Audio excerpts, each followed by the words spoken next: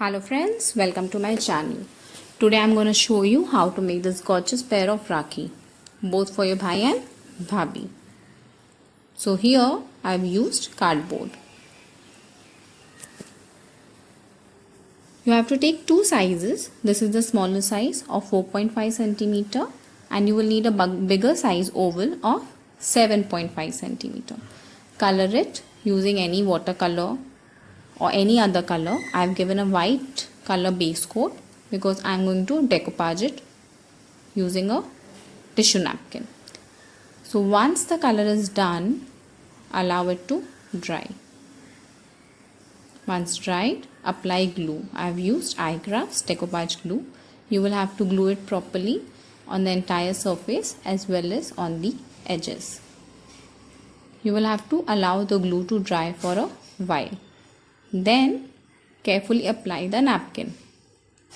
Dab it with the tissue paper to remove any air bubbles, and I have used a wet brush to remove the excess napkin as it tears off easily. For sanding, I have used a sandpaper to remove the extra tissue.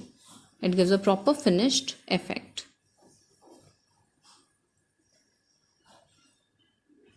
So now once the sanding is done and it looks finished, I have used iCraft's golden chalk paint. So this gives a good border to your piece. You can use any color. I have used golden metallic chalk paint over here. Once the color dries, I want to give it a dome shape. As this is a flat piece right now, I want it to be dome.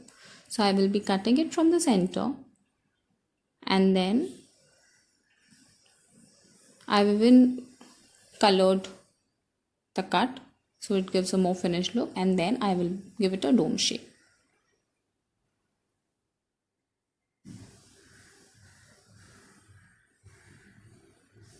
Once this is stuck, I am going to stick the pearl lace with the glue.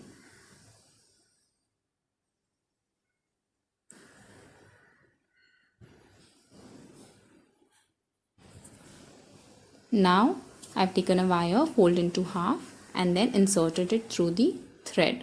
This will help you to bead very easily. Tie a knot and then start beading. So I have first added a tassel and then I will go on adding whatever beads I want. Once I have added the beads, then I am going to add the cardboard piece that I have just prepared. After passing this through, again I will add more beads. And again the second piece of dome cardboard. Now again add the beads.